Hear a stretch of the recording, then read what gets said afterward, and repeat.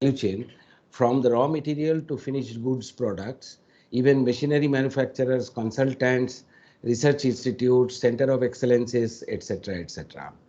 And our objective is to promote, support, develop, then increase the production, consumption, and export of technical textiles to make India as a hub of the technical textiles area, product area. As you know, the conventional, we have a tremendous interest in Indian industry about the technical textiles, new investment, and also their product development and innovation in the R&D area.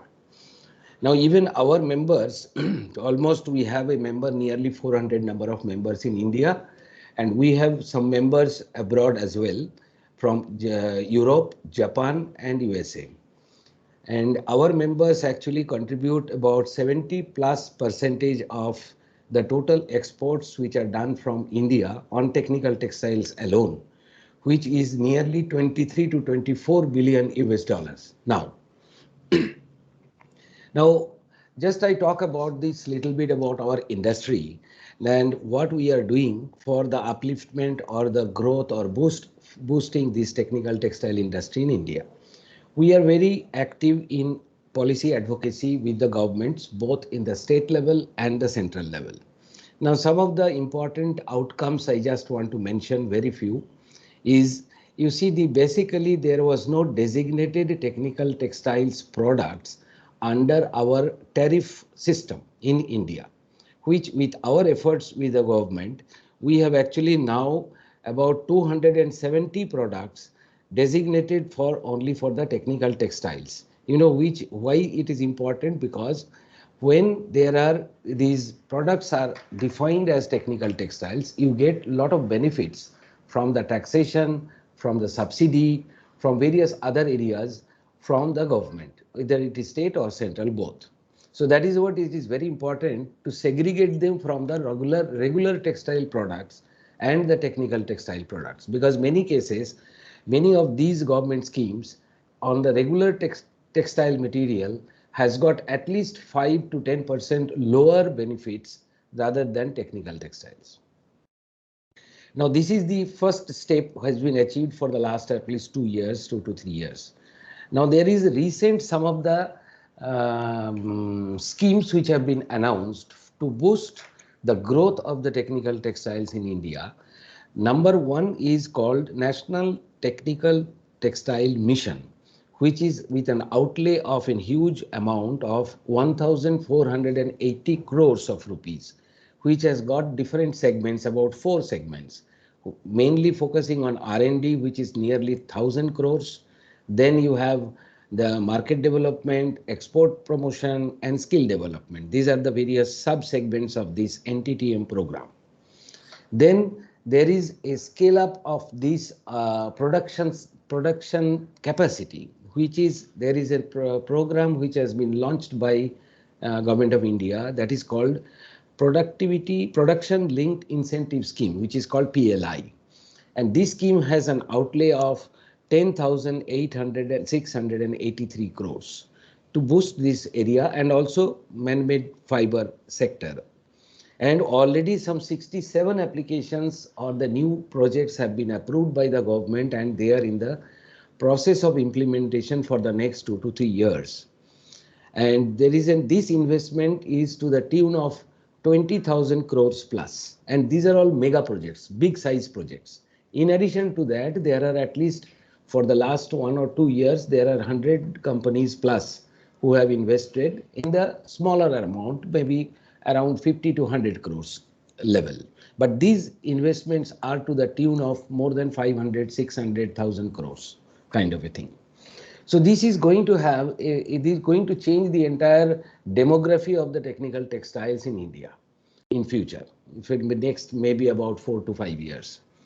Now, to boost up the export and to the domestic market, what we have also done, another thing is to make some 92 application of these products as mandatory use by the different other segments. That means if suppose there is an agro-textile, the agricultural ministry, we have actually made some of the products and insisting those ministries to make them mandatory in their tenders and other government areas. So that this is one of them. Similarly, geosynthetics, protective textiles, these are the areas where also these type of the mandatory applications are going to be applied, so that the market can be grown much faster. And then there are certain areas which are the problems, which is continuously we are working, particularly suppose the high performance fibers, which are not, many of them are not manufactured in India. So we are trying to reduce, we have already reduced number of such products import duty from some 10% to only 2.5%. And it is ongoing. Also, more and more products are being added into that. Then there is no nylon 6,6 production capacity in India. So for which the caprolactam is a raw material which is required. And there was some anti-dumping duty on that, which we have actually, it is removed from the various countries. It is European countries, Korea, then Russia, and various other countries. So these are the things just I touched upon some of the major areas which we are working as an industry to boost their growth. And just I want to touch upon about the eaters. Recently, we are doing for the last about 1.5 years, number of training programs, which Dr. Karnad also mentioned. So we are actually conducting number of programs which are of 7 days, 6 days, 4 days type of nature, covering the major areas, major verticals of the technical textiles. That is geotextiles, medical textiles, then industrial, agro-textiles, and these are the areas. Now, protective textiles. And one in the next week only, 24th and 25th, we are doing one program, which is about two days program, about 7 to 8 hours program. And it is in collaboration with International Finance Corporation, which is a body under World Bank. So we have an understanding with them also, so that this is for the mainly thrusting on the sustainability and also recycling of those disposable PPE products, which are actually a dire needs of the hospital segments and our healthcare system. So with these few words, I just want to stop over here, and I thank you all of you and inviting me to speak in this forum. Thank you very much, and now I think you will enjoy listening Dr. Samir's lecture today. Thanks to all of you. Thank you, Dr. Anup Rakshit. It's always been an honor to collaborate with your organization. And thank you for enlightening us with the different schemes of ETA. So the speaker for today, Dr. Samir Rahatekar. Dr. Samir Rahatekar has earned his PhD at the University of Cambridge and postdoctoral researcher at National Institute of Standards and Technology, that's NIST, USA, where he worked on manufacturing and modeling of non-composites. He joined as a lecturer in the Center for Doctoral Training in Composites and Program Director for MSc course in Advanced Composites at the Bristol Composites Institute, University of Bristol. During his research at Bristol, he worked on manufacturing advanced textiles and multifunctional fibers for sustainable textiles and sustainable composites manufacturing. He joined Cranfield University for Enhanced Composites and Structures Center as a research lecturer in manufacturing in October 2016, where he is working on developing advanced textiles from renewable polymers like cellulose, derived from wood pulp and crop waste, alginate derived from seaweed, and chitosan derived from seafood waste. He played a major role in securing UK government-funded research grants on manufacturing of high-performance cellulose fibers to replace glass fibers and carbon fiber precursors with a total value of £2 million. He is also a part of the UCRI Circular Economy Hub on textiles. Textiles Circularity Center is his organization now that he's associated with. In total, he has secured research funding of more than £4 million as a principal investigator and as a co-investigator of EPSRC, the British Council, and the Royal Academy of Engineering, and from the Industrial Research Funding. So over to you, Dr. Rahatekar.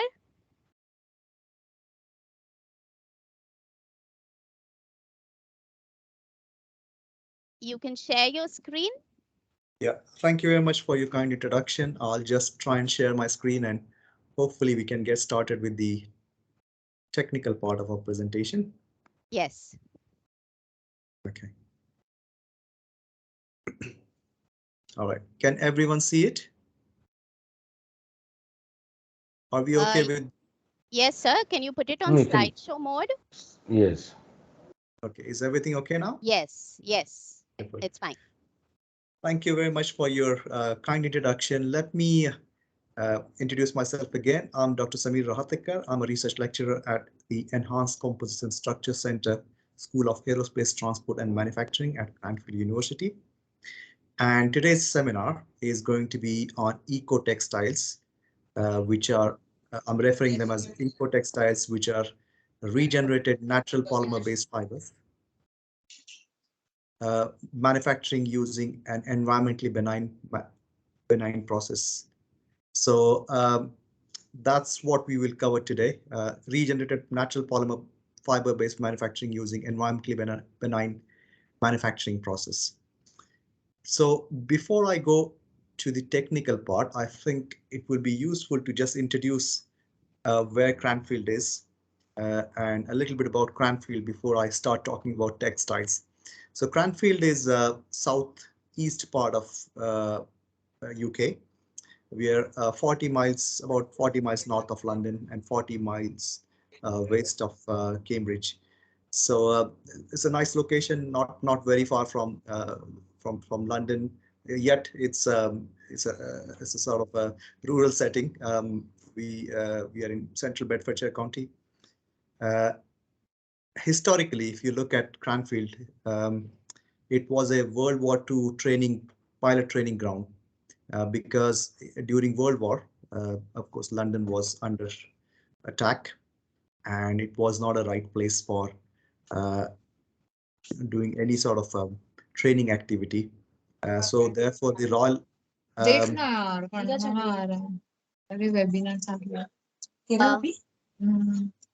excuse me, can you put yourselves on mute, please, participants? Sameer sir, I'm just muting everybody. I'm changing the settings.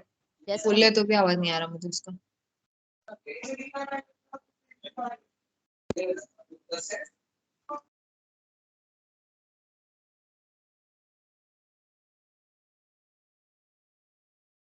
Hello?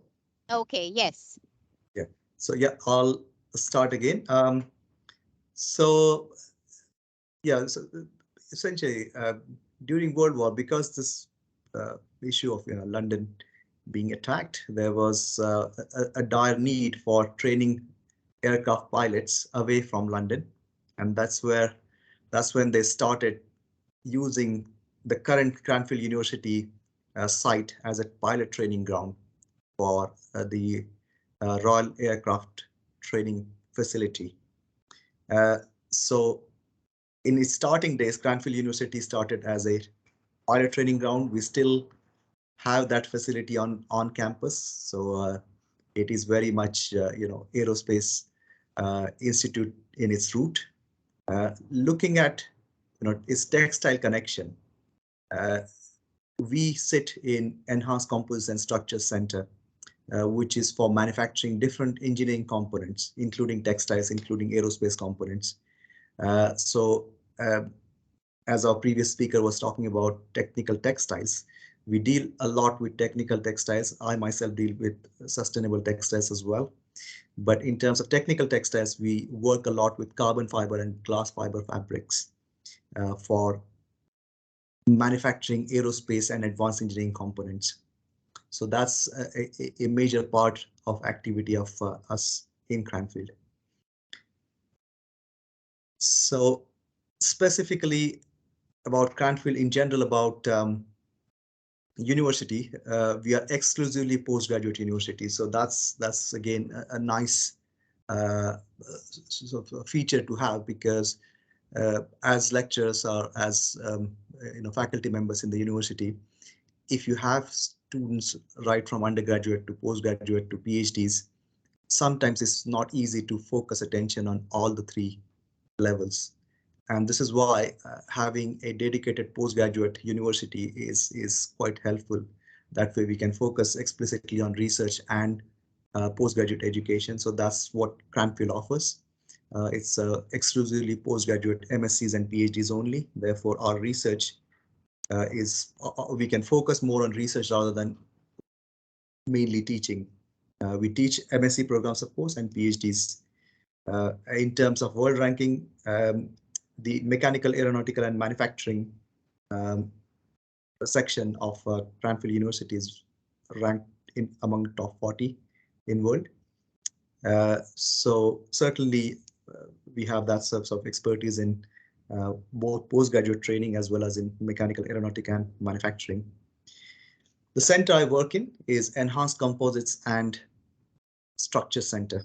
So traditionally, till last 7 years, it has been looking at mainly composite materials, how to make high performance composites for aerospace applications, of course, including technical textiles like carbon fiber. Working with a lot of industrial clients. So because we do not teach undergraduate, we get that extra time which we don't have to teach to build collaboration with industry. So a lot of industrial links, a lot of industrially relevant applied research is what we carry out in Cranfield. I specifically work on sustainability of manufacturing processes. So how can we make composites manufacturing sustainable? How can I make textiles fibers manufacturing sustainable? So for example, can I use natural fibers or natural materials from plants and cellulose from, say, marine creatures like tunicate in this case, and combine these to make novel type of fibers, which are both sustainable, renewable, biodegradable, but also high performance, which can be used in both sort of household textiles as well as commercial or as well as technical textiles. So my area of specialization is sustainable manufacturing and specifically sustainable textiles manufacturing. That was the introduction about Cranfield University and my our research center and my area of specialization. As far as this presentation is concerned, in the first half of this presentation, I'm going to talk about overview of viscose and lyocell fibers. In the second half, I will talk about how can we use environmentally benign regenerated cellulose manufacturing process. In the third half, I'll talk about natural dyes-based regenerated cellulose fibers. Fourth part, I will talk about seaweed fiber, seaweed-based polymer derived fibers manufacturing. And if I get time towards the end, I will briefly talk about how we can make chitosan-based fibers, which are derived from crab shells-based biopolymers. So let's start with part number 1, which is overview of viscose and lyocell fibers. So fashion industry in UK is quite big in terms of its economic value as well as the number of jobs it supports, 26 billion pounds worth fashion and textile industry, and it supports 800,000 jobs. Similarly, in India, the textile sector is quite big, worth 24 billion pounds and employs 4.5 crore workers, which is again, in terms of number of people working in this sector is huge. However, it has its own challenges. So while it is important in terms of economic value and number of jobs it provides both in UK and India, textile and fashion industry also is one of the most polluting industry in the world. Worldwide, fashion industry accounts for about 10% of greenhouse gas emissions, and 20% of wastewater is caused by human activity from fashion and textiles industry. So if you were to look at its contribution, fashion industry sucks up more energy than both aviation and shipping industry combined. So that again is something which needs to be addressed. So while it's a huge industry both in UK and India, it's something which we can improve in terms of its energy consumption, in terms of its sustainability, and that's the focus of my research.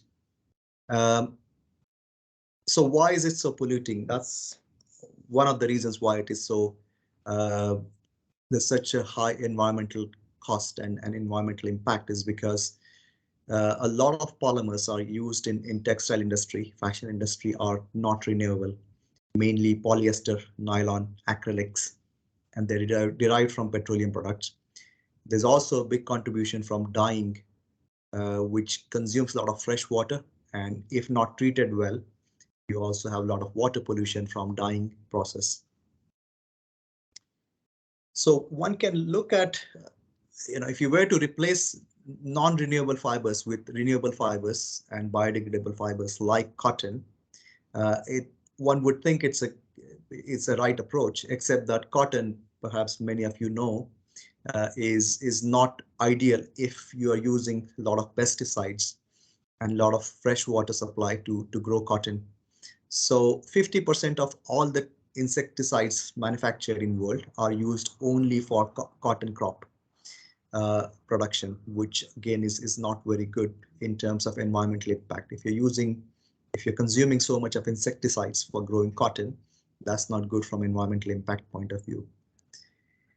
Cotton is also very water thirsty, so it consumes anywhere between 7,000 to 29,000 liters of water per kg of cotton production. And as it happens, cotton is grown in parts of India and parts of world, rest of other part of world where it is relatively water scarce region. So you have production in where there is typically water is not abundant. So you are diverting water, which otherwise would be used for poor section of the population to growing something which is commercially valued, and therefore that increases the demand for water in those water scarce, water drought prone regions in India and across the world. So this is why cotton, although renewable and biodegradable, unless it's grown in a sustainable manner, organic cotton without using pesticides and insecticides is not an ideal crop. So one has to be mindful about how we grow cotton, and even if it is renewable, it still has a lot of environmental impact. So alternative to cotton is something called as viscose process, and I'll briefly mention what that process is, but essentially we're using wood pulp cellulose. In nature, there's 1 billion ton of cellulose generated every year by plants, which is more than production of crude oil every year. But only tiny fraction of that wood pulp manufactured is actually used for manufacturing fibers. And that is because wood pulp or cellulose has, it's not easy to process. So if you think about how to convert wood pulp cellulose into fibers, cellulose will not melt. So you cannot melt cellulose and extrude into a fiber like synthetic fibers, like plastics. You can melt it and convert it into fibers. That option is not available with cellulose, and that's because it has a lot of internal internal hydrogen bonding.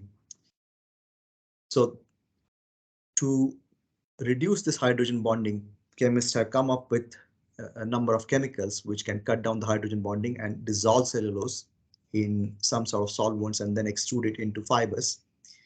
And that process is known as viscose process, that was developed in 1892. So scientists know how to make fibers from cellulose from wood pulp for many years, or a couple of centuries. But this process is not environmentally friendly. While dissolving wood pulp cellulose, they have to use a lot of toxic solvents like carbon disulfide, uh, quite an aggressive solvent, quite an aggressive chemical. And to regenerate the cellulose back, you have to use sulfuric acid. You have to also do treatment with sodium hydroxide. So all these chemicals, especially carbon disulfide and sulfuric acid, are extremely aggressive. And if not treated properly, they can have a huge environmental impact. And this is why viscose process uh, is not carried out in European in Western countries in general. That's because of the uh, huge environmental impact of this process, and it's mainly carried out in Asian countries. That's where the environmental regulations are not as stringent. So although this is a process for manufacturing cellulose, it's not cellulose fibers, it's not ideal. One can do away with using these sort of toxic chemicals while manufacturing cellulose or viscose fibers. So in terms of consumption of viscose fibers, they are used a lot across fashion industry. More than 4 million metric tons of viscose was produced in 2020. One can think of viscose as slightly better option than non-biodegradable polymers in terms of its environmental impact, because end of life, when you throw away viscose fibers, they're partially biodegradable. They're not completely biodegradable. The dyes can cause certain environmental issues, but they're partially biodegradable. However, because they're using a lot of toxic chemicals, it is not an ideal fiber and is not necessarily going to reduce overall environmental impact because the way you're manufacturing these fibers. There's alternative to viscose fibers. This is called as lyocell fibers or tensile fibers. You may have come across them. So viscose we also call as rayon fibers, what we covered last slide. Alternative to that is lyocell or tensile fibers. They're also commonly used. Lyocell fibers also are derived from wood pulp. So you basically dissolve wood pulp in a chemical solvent called NMMO. We don't have to go into the detailed chemical name, but the abbreviation of it is NMMO solvent.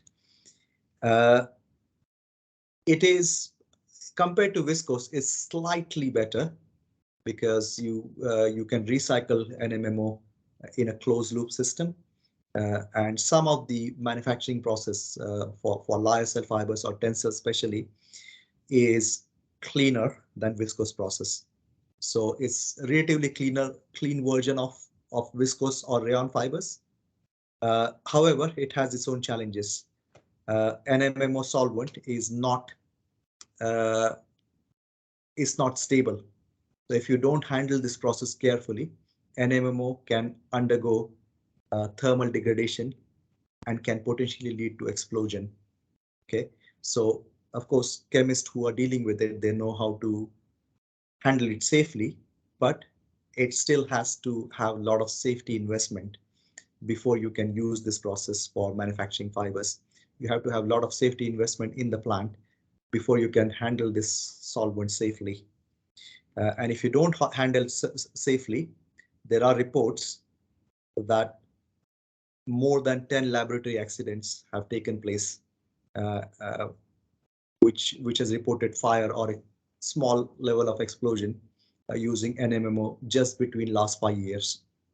So if you're not handling this solvent safely, it can cause major safety issues.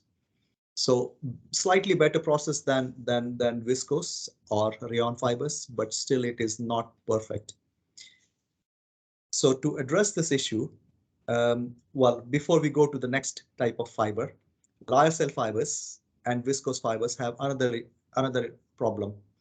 So when you manufacture these fibers, because the solvent is very aggressive, it doesn't make a solid fiber cross section. It gives you a lot of fibrillation of fibers. So you'll have a lot of branches within the fiber.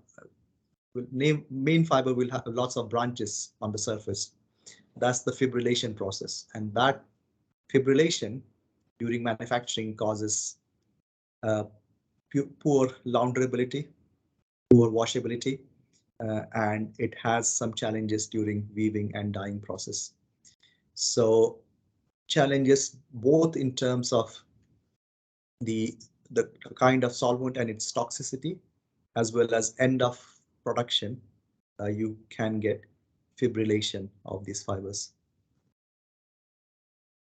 And in order to reduce this fibrillation process, one needs to use chemical stabilization agents.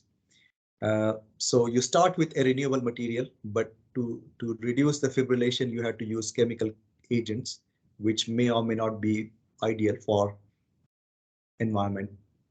So that's sort of part of limitation of these processes. So last couple of decades, chemists have come up with a new generation of chemical solvent called ionic liquids. I'm not going to go in chemistry of ionic liquids, but they are like your table salt, but they are liquid at room temperature. They are like salt, which is liquid at room temperature. They are not the ones which are used, at least for cellulose manufacturing, are not highly acidic or highly basic. They are like salt, therefore they are not going to cause a lot of aggressive chemical reaction. And they remain liquid at room temperature. And if they're liquid at room temperature, a salt which is liquid at room temperature is quite effective in dissolving hydrogen bonds in cellulose, chitosan, silk, and a number of natural polymers. And that's why these new generation of solvents can be used as relatively benign solvents for manufacturing cellulose, silk, chitosan, and a number of biopolymer-based fibers. It's not that they are not toxic, they will have certain level of toxicity, but they are far less hazardous than the ones which are used in the viscose process and in the lyocell manufacturing process. They also can be easily recycled. They are less volatile compared to the solvents used in the previous two cases. They have low flammability, so overall a lot easier to handle during fiber manufacturing process. This is how they look like: liquid solvent, liquid salt at room temperature. Quite a nice concept for chemists, and they are very effective in dissolving cellulose fibers. So we use this solvent to dissolve cellulose, microcrystalline cellulose to be precise. We used a relatively low molecular weight microcrystalline cellulose, which is typically used in pharmaceutical industry rather than for making fibers. So a low grade of cellulose, and dissolved it in the solvents at 80 degrees for 8 hours, followed by degassing of this solution to remove any air bubbles. Once you make the solution, you basically take the solution of cellulose in this solvent and extrude it through a die. So if you extrude this and then pass it through a coagulation bath, the coagulation medium here is water, and the water essentially is going to remove the solvent and precipitate cellulose fiber. So because ionic liquid, which is the solvent, is water soluble, but cellulose is not water soluble, you're going to get regenerated fibers as your extruded solution goes through this coagulation bath. And at the other end, you're continuously winding these fibers into a continuous filament.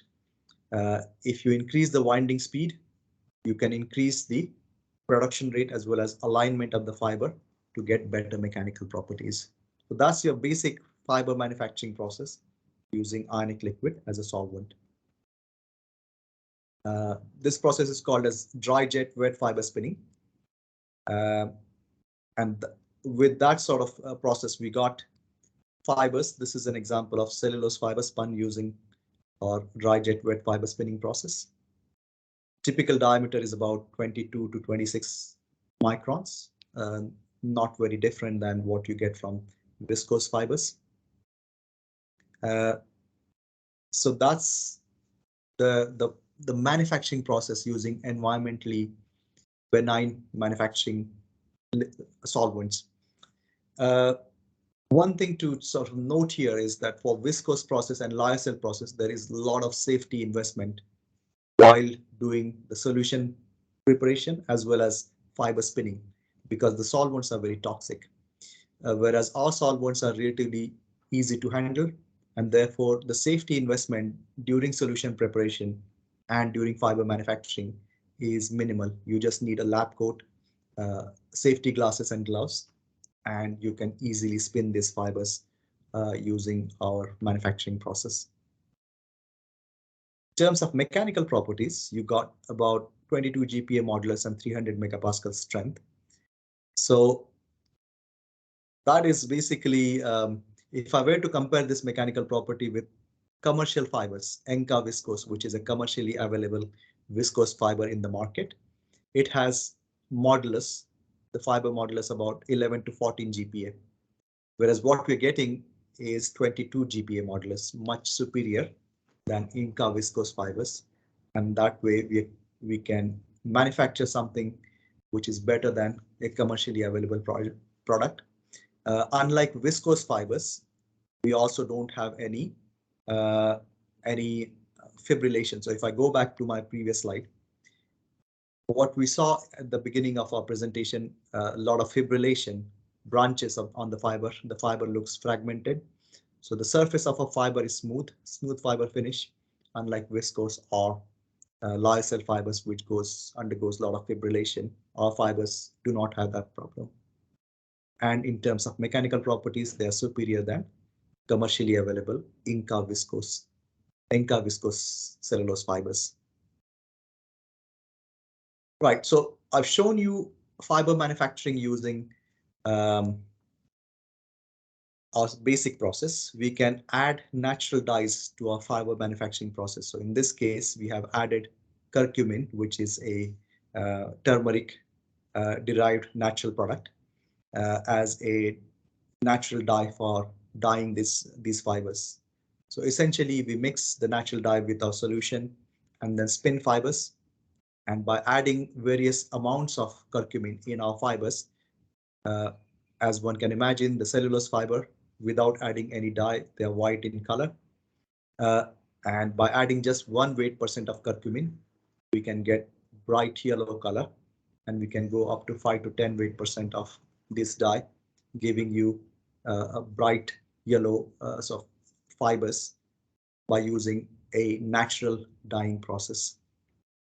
So we're using a low environmental impact manufacturing process for fibers, as well as we're using renewable natural dyes, which will reduce the water pollution caused by using synthetic dyes.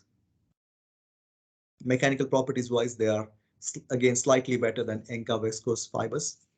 Diameter slightly bigger than our previous fibers, about 50 micron.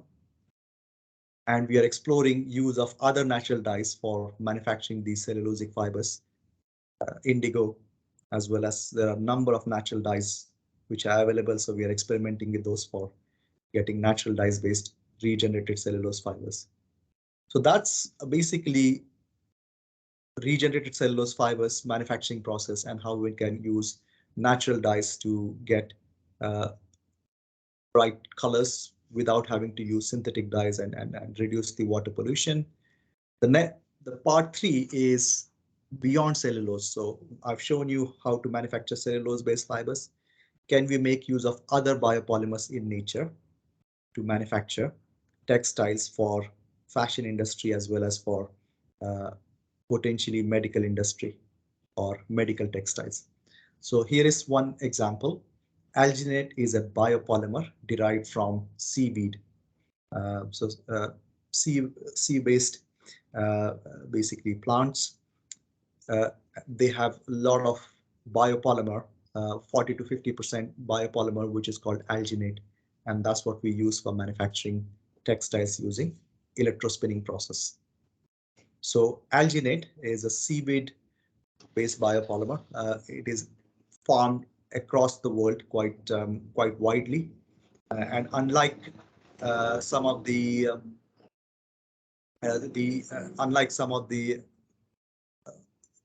land-based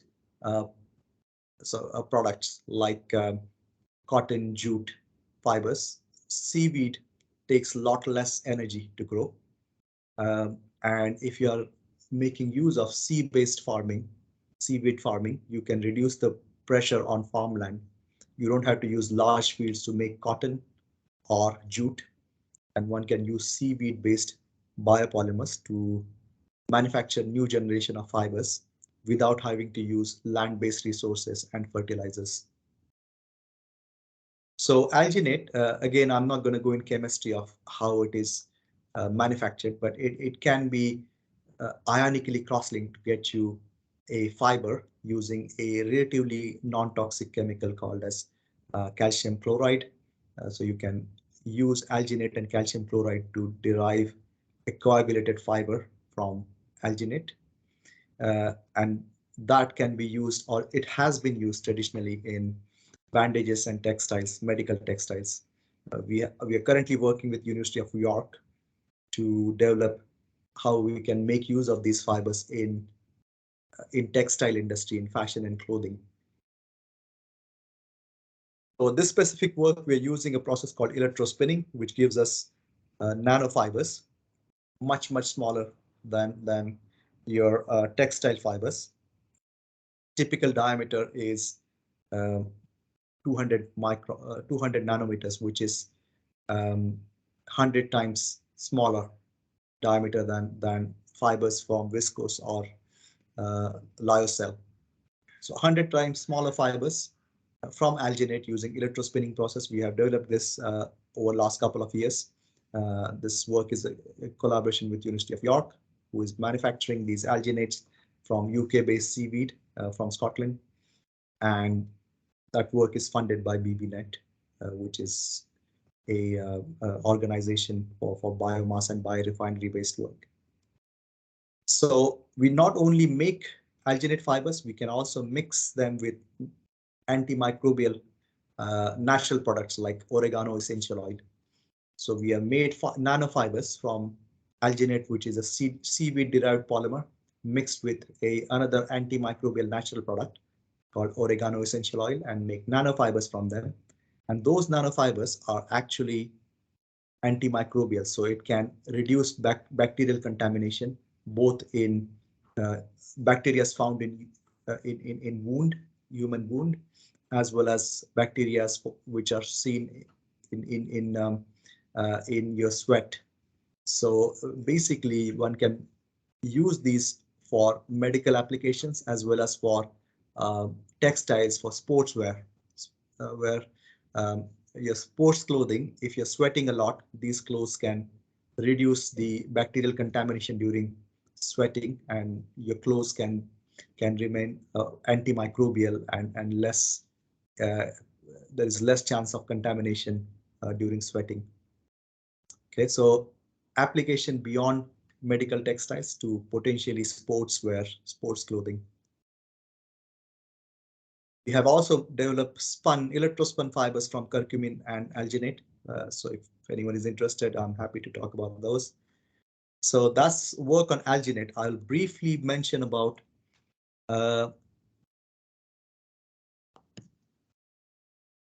biopolymer derived from crab shell. I think I'm running out of time, so I'll quickly mention this. This biopolymer is called as chitin. Chitin can be derived from crab shell. So seafood waste, you can convert crab shell into chitin. There is already biotechnology process to convert crab shell into chitin. Once you get chitin, we can spun chitin into textile for medical as well as for clothing, fashion industry. So that's what we start with, chitin derived from crab shell. It is more challenging to dissolve chitin in ionic liquids, but we have developed this process. We can spin it using high temperature. And once you do spinning at 60 degrees using chitin and ionic liquid solution, you can get fibers with mechanical properties up to 12 GPa modulus, and tensile strength is also reasonably good. So I think because we are close to 1 hour, I think I'll stop here before I end my presentation, I'd like to acknowledge support from my University Center, Enhanced Composites and Structure Center, funding from the Textile Circularity Center, UKRI, partial funding from the Royal Academy of Engineering, and again, UKRI Interdisciplinary Textiles Circularity Center for overall support for participating in a wider UK textiles community. And thank you for your attention.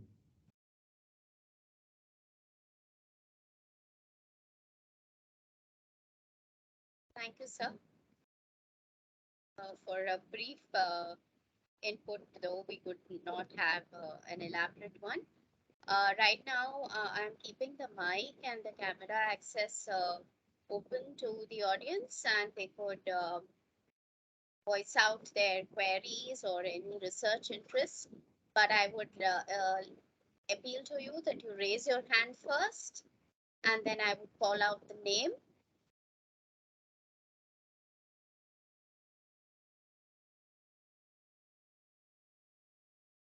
If you all have any queries or any questions or any research interests that you want to discuss with Dr. Samir,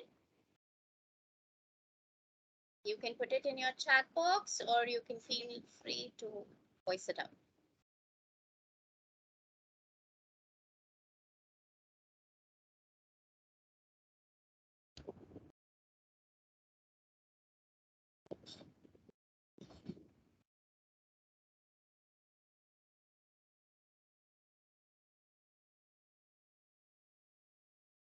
We can have an engaging discussion.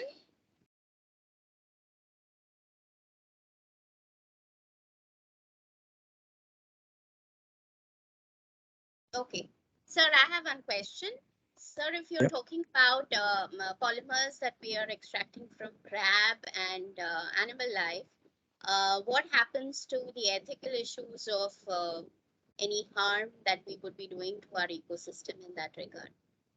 So for the crab shell, it is a waste from seafood, right? So it is something which actually just goes to a landfill, end of its life. So we are not specifically using a product. It's not like, pharmaceutical testing of some animals. There's already seafood market, end of life. The crab shell is not something people will eat. It's a waste product from, from food industry. And rather than it going to landfill, we are trying to extract value out of it. So make fibers and then use those fibers to replace fibers which otherwise will not biodegrade. So therefore, we are not creating or specifically using something which are animals for growing these making these fibers. It's a byproduct from seafood waste industry. Regarding alginate, the ethical issues will be similar as that of ethical issues with farming, because for farming you're using land, you use there is a lot of environmental damage. If you're growing cotton, if you're growing jute or any other natural fibers on land. So instead of growing these fibers on land, you're using seaweed, which is also a plant which is grown in the sea. So if anything, it is taking less resources to grow in sea than what you would need to grow different type of crops on land. So the ethical issues, yes, you will be using some natural resources, but they will be far less compared to, say, cotton or other, I don't know about jute, that probably is less intensive, but jute is not as common. But maybe linen, hemp again is less intensive. So mainly for cotton, it's far less resource intensive than cotton or some of the natural fibers we grow on land. Okay, thank you, sir. Any other questions?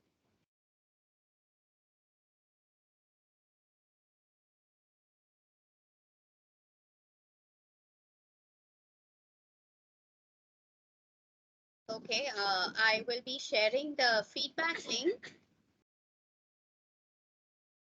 and kindly fill that uh, for you to receive your certificate.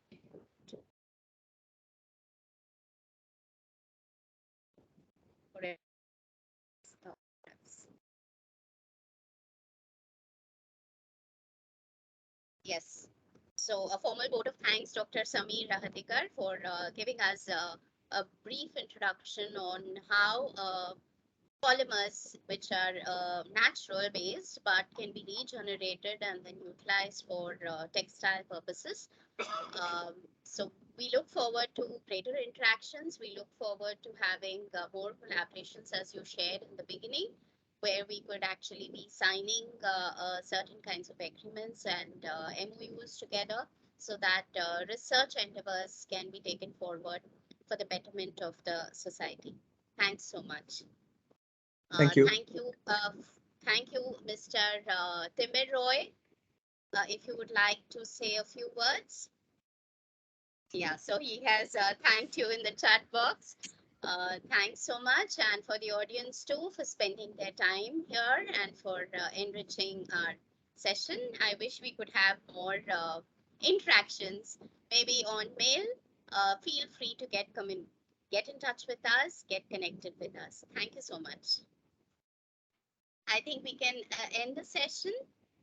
So Janet ma'am says, thank you, a very interesting presentation. And Dr. Pratima Goel says, thank you, Dr. Samir, for your enriching presentation. Thanks so much. Thank you. We will call it a day and end the session. Thank you. Thank you. Bye. Bye-bye. Bye. Thanks.